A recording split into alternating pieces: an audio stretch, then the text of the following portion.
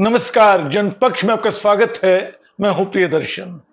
दोस्तों, आज मैं हिंदी के जाने माने साहित्यकार असगर वजाहत साहब के बारे में, उनके साहित्य पे कुछ बातें करना चाहता हूं। इसकी दो वजह हैं। एक तो ये कि उनके नाटक जिस लाहौर नहीं वेख्या वो जन्म्याई नहीं, इस पे एक फिल्म आई है, इस पे केंद्रित बंटवारा 1947। ये विभाजन के दिनों की त्रासदी पे बनी फिल्म है। मैं इस फिल्म के रिव्यू नहीं करने जा रहा हूं। फिल्म सिनेमा घरों में है, उस पे काफी चर्चा हो चुकी है।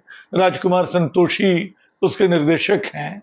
आमिर खान के बैनर तले फिल्म बनी है, उनके प्रोडक्शन के बैनर तले, और सन्नी देओल, प्रीति जिंटा जैसे जाने माने कलाकार इस फिल्म में हैं। लेकिन मैं साहित्य पे असगर साहब की बात करना चाहता हूं। इसकी एक और वजह हो गई है।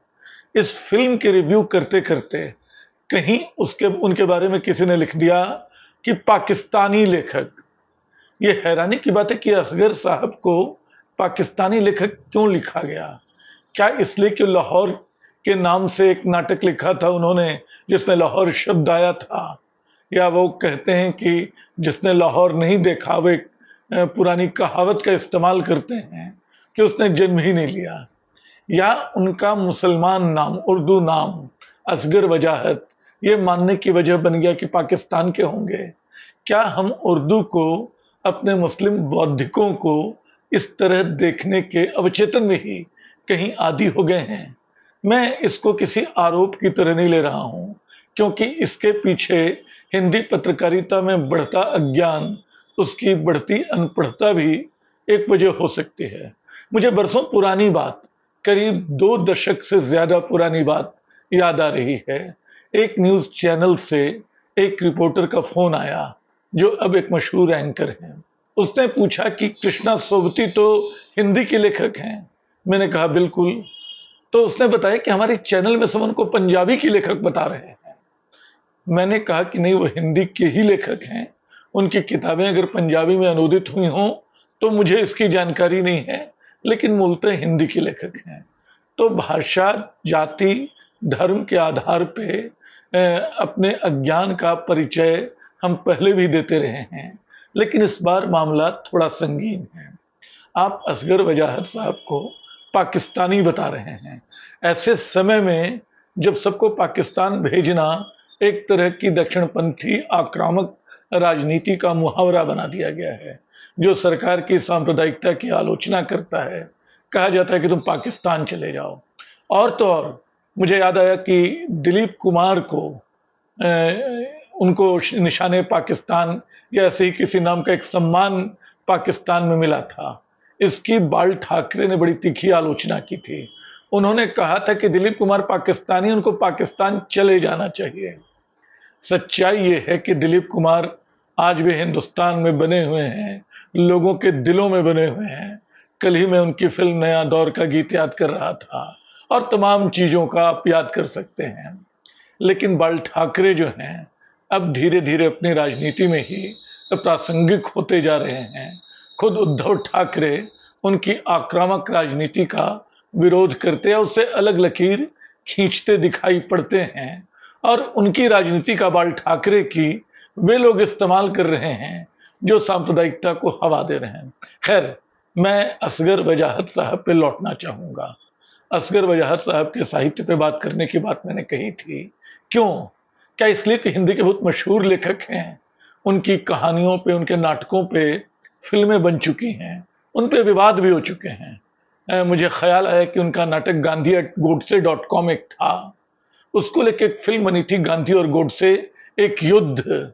उसको लेकर उनकी बड़ी तीखी आलोचना हुई थी कि उन्होंने गांधी और गोडसे को एक साथ कैसे खड़ा कर दिया।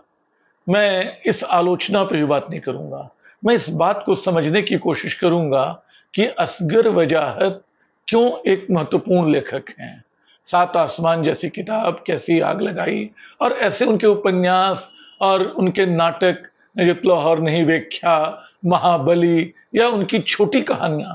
एक तो देखिए कि कितने बड़े कैनवास में उन्होंने काम किया है। लघु कथाओं से लेके बिल्कुल नश्तर की तरह चुभती, सुई की तरह चुभती उनकी लघु कथाएं। शाह आलम कैंप की रूहें आप पढ़ें तो एक अलग कैनवास मिलता है। आप अगर विभाजन पर केंद्रित उनका नाटक पढ़ें, जित लाहौर नहीं वेख्या, तो ये अलग तरह का आयाम खुलता है। और तुलसीदास और अकबर के संवाद पे केंद्रित मध्यकाल का नाटक पढ़े महाबली, तो एक अलग सी भावना उभरती है। तो उनका लेखन बहुआयामी है। कई बार मुझे उसमें लगता है कि लोकप्रिय होने की या बिल्कुल सहज सरल होने की कोशिश दिखाई पड़ती है, लेकिन इसके बावजूद वो कौन सी चीज है जो मुझे उनके लेखन से जोड़ती है। एक तो उनकी सरलता, दूसरी उनके किस्सा गोई। वो किस्सा गोई बहुत बड़ी है, और अमूमन हम मान लेते हैं कि जो उर्दू परंपरा से परिचित लेखक लोग हैं, उनके यहाँ किस्सा गोई बहुत विलक्षण होती है। लेकिन असगर वजाहत साहब के किस्सा गोई कुछ अलग तरह की है। वे कहानी कहते कहते उसमें व्यंग्य जोड़ देते हैं, फिर उसमें निहित विडंबना का एहसास करा देते हैं, फिर उसको ऐसे मार्मिक मोड़ पे खत्म करते हैं कि आप बिल्कुल अवाक से रह जाते हैं। खास तौर पे और बिल्कुल समकालीन ढंग से आप देखिए कि उनका साहित्य किन वर्षों में बड़ा हुआ। जिन वर्षों में हिंदुस्तान में सांप्रदायिक राजनीति खड़ी हुई, जिन वर्षों में विभाजन को लेकर सवाल उठते रहे, उन वर्षों में असगर वजाहत ने बहुत तीखे ढंग से अपने साहित्य में उनका प्रतिवाद किया। ये हैरानी की बात है कि कई बार हम लोग विभाजन से जुड़ा साहित्य याद करते हैं तो तमस को याद कर लेते हैं, झूठा सच को याद कर लेते हैं, मलबे का मालिक को याद कर लेते हैं, ऐसी कुछ और कृतियों को याद कर लेते हैं। लेकिन जिस लाहौर नहीं व्याख्या पे हमारी नजर नहीं जाती, जो दरअसल इतिहास को अपने ढंग से विभाजन की राजनीति के बरक्स इंसानियत को अपने ढंग से स्थापित करने वाला नाटक है। उस नाटक पे अब जाके फिल्म बनी है। उस नाटक में होता यह है कि एक परिवार लाहौर पहुंचता है, हिंदुस्तान से उजड़ा हुआ परिवार, उसको वहां के कस्टोडियन उस समय की व्यवस्था के मुताबिक एक घर दे देते हैं। उस घर में वो जब बड़ी हवेली है, बड़े खुश होते हैं सब। अचानक उनको एक कोने में एक बुढ़िया एक कमरे में दिखाई पड़ती है जो छोड़ के नहीं गई है। धीरे धीरे वो लगातार उसको भगाने की कोशिश करते हैं, उसको मारने की साजिश तक करवाते हैं। लेकिन कैसे वो बुजुर्ग महिला, वो बुढ़िया अपनी जगह बना लेती है उस घर में, उस दिल में, और कैसे वो पूरी विभाजन की राजनीति को एक तरह से धत्ता बता देती है। वो बता देती है कि बंटवारा कितना फिजूल, कितना बेमानी था, और उसने किन किन चीजों को किन स्तरों पे बांट दिया। तो असगर वजाहत की कई नाटक बहुत मजबूत है। फिल्म कैसी मैं नहीं जानता हूं, ये सुना है कि मैंने देखी नहीं है फिल्म। शबाना आजमी ने इसमें भूमिका की है उस बूढ़ी महिला की, जिसको बच्चे और परिवार वाले बाद में अपने घर का सदस्य मान लेते हैं। तो फिल्म तो आप देखिएगा, लेकिन असगर वजाहत साहब के साहित्य पे लौटते हैं। उनमें एक तरह की मार्मिकता जिसका जिक्र मैं कर रहा हूं, 2002 के दंगों के बाद उन्होंने जो लघु कथाएं लिखी, वो बिल्कुल दिल को छील देने वाली लघु कथाएं थीं।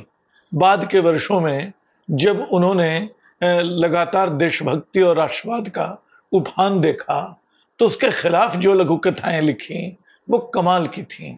मैं आपको शाह आलम कैंप की रूहें, इस किताब की एक लघु कथा छोटी सी पढ़ के सुनाना चाहता हूं। शाह आलम कैंप में दिन तो किसी न किसी तरह गुजर जाते हैं, लेकिन रातें कयामत की होती हैं। ऐसी नफसा नफसी का आलम होता है कि अल्लाह बचाए। इतनी आवाजें होती हैं कि कान पड़ी आवाज नहीं सुनाई देती। चीख पुकार, शोरगुल, रोना, चिल्लाना, आहें, सिसकियां। रात के वक्त रूहें अपने बाल बच्चों से मिलने आती हैं। शाह आलम कैंप में गुजरात के दंगों से जो विस्थापित हुए लोग थे, बेघर हुए परिवार थे, वो उस कैंप में रह रहे थे। तो लेखक की कहानी में कहा जा रहा है कि रात के वक्त रूहें अपने बाल बच्चों से मिलने आती हैं। रूहें अपने यतीम बच्चों के सिरों पर हाथ फेरती हैं, उनकी सूनी आंखों में अपनी सूनी आंखें डालकर कुछ कहती हैं, बच्चों को सीने से लगा लेती हैं। जिंदा जलाए जाने से पहले जो उनकी जिगरदोज चीखें निकली थीं, वे पृष्ठभूमि में गूंजती रहती हैं। सारा कैंप जब सो जाता है तो बच्चे जागते हैं। उन्हें इंतजार रहता है अपनी माँ को देखने का, अब्बा के साथ खाना खाने का। कैसे हो सिराज? अम्मा की रूह ने सिराज के सिर पर हाथ फेरते हुए कहा। तुम कैसी हो अम्मा? माँ खुश नजर आ रही थी। बोली, सिराज अब मैं रूह हूं, अब मुझे कोई जला नहीं सकता। सिराज का जवाब है, अम्मा क्या मैं भी तुम्हारी तरह हो सकता हूं? ऐसी मार्मिक दास्तानें इस किताब में भरी पड़ी हैं और ये किताब आपको एक पूरी त्रासदी को बिल्कुल मानवीयता के चश्मे में देखने को मजबूर करती हैं। असल में कला के बारे में एक बात कही जाती है, बड़ी चर्चित बात है कि कला का काम सिर्फ यथार्थ को दिखाना नहीं है, उसको अपनी कल्पना से आगे ले जाना है, नया यथार्थ पैदा करने की कोशिश करना है। तो असगर वजाहत अपने पूरे लेखन में इस नए यथार्थ को रचने की कोशिश करते हैं। गांधी@godse.com जो उनका नाटक है, उसमें वो नाटक मैंने 2 बार देखा। उसमें बल्कि टॉम आल्टर ने किया था दिल्ली में उसका मंचन। उस नाटक में गांधी और गोडसे की बातचीत हो रही है। असल में किस्सा ये है नाटक का कि जब गोडसे गिरफ्तार कर लिया जाता है, गांधी गोली लगने के बाद बच जाते हैं। ये कल्पना है।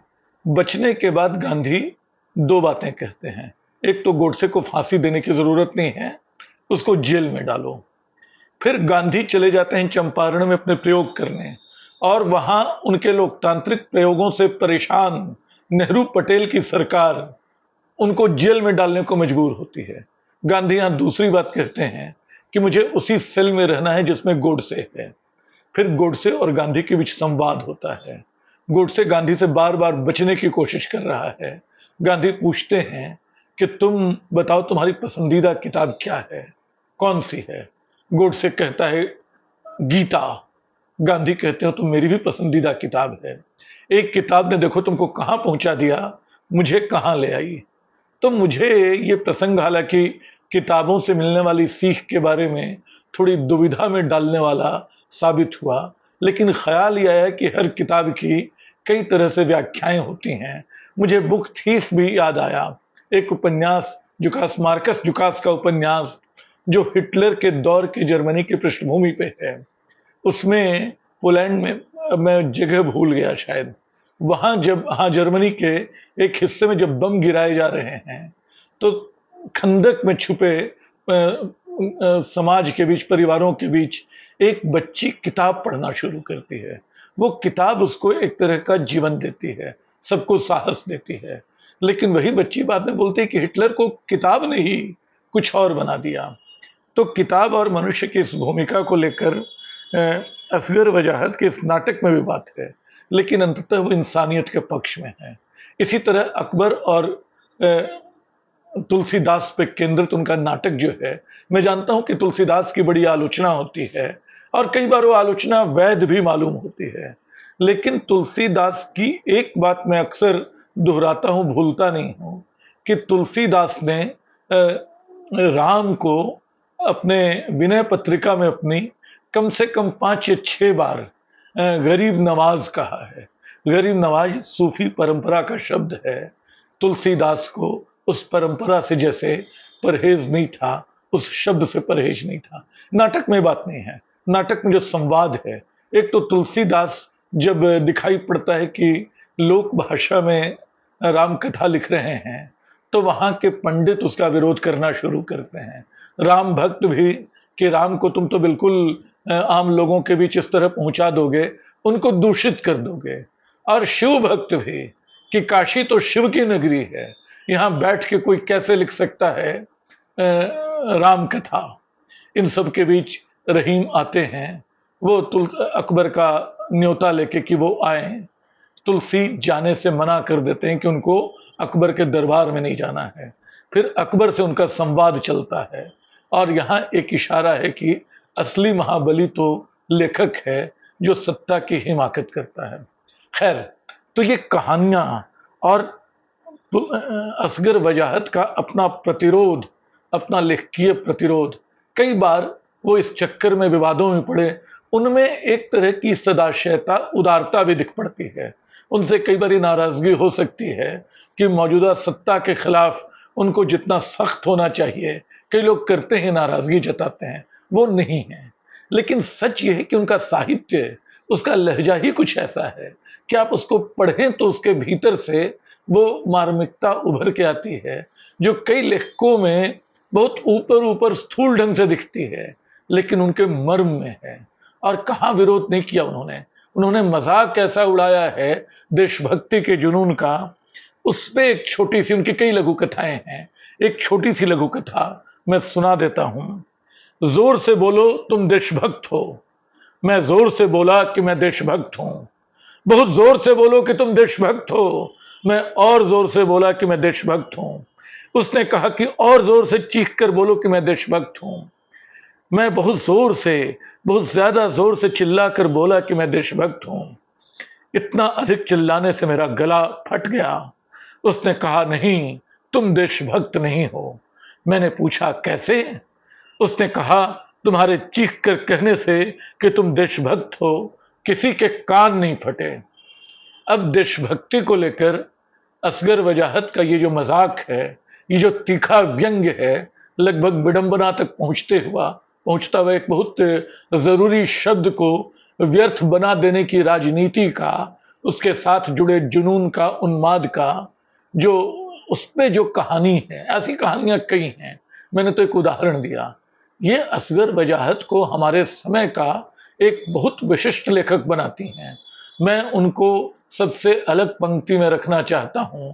जो लोग सांप्रदायिकता के खिलाफ, जो लोग इस राष्ट्रवाद और देशभक्ति के खिलाफ, जो लोग इतिहास के चरित्रों से निकाल के इतिहास के मर्म को अपने ढंग से गढ़ने की कोशिश कर रहे हैं, उन सब पे जो लिख रहे हैं, उनके में जो सबसे आगे मुझे नाम दिखाई पड़ता है, असगर वजाहत का है। उनको पाकिस्तानी करार दिए जाने पे मैं हंसू या क्या करूं। सच तो ये कि लेखक किसी देश का नहीं होता है, लेखक हर देश का होता है और हर जगह निर्वासित भी होता है। ये सेतायवा ने कहा था कि लेखक अंततः निर्वासित होता है, और भी कई लोगों ने कहा होगा, मुझे तत्काल उनका नाम ध्यान में आया। तो सच ये है कि फैज अहमद फैज जितने पाकिस्तानी हैं उतने ही हिंदुस्तानी हैं। हम अपने आंदोलनों में उनके गीत गाते हैं, और मुझे लगता है कि आशा भोसले जो है, उन पे पाकिस्तान के लोगों ने लेख लिखे कि वो उतनी ही पाकिस्तानी हैं जितने हिंदुस्तानी हैं।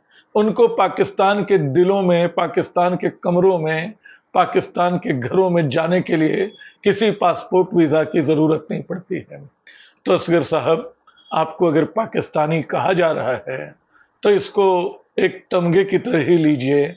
आप हिंदुस्तान के तो हैं ही, आप उस हर दुनिया के हैं जहां ऐसे लोग हैं जो किसी तरह की कट्टरता को, किसी तरह की अनुदारता को स्वीकार करने को तैयार नहीं है, जो सांप्रदायिकता का, अतिशय राष्ट्रवाद का एक समानांतर, उसका विरोध करते हुए अपना एक समानांतर साहित्य रचते हैं, अपनी एक समानांतर दुनिया खड़ी करते हैं।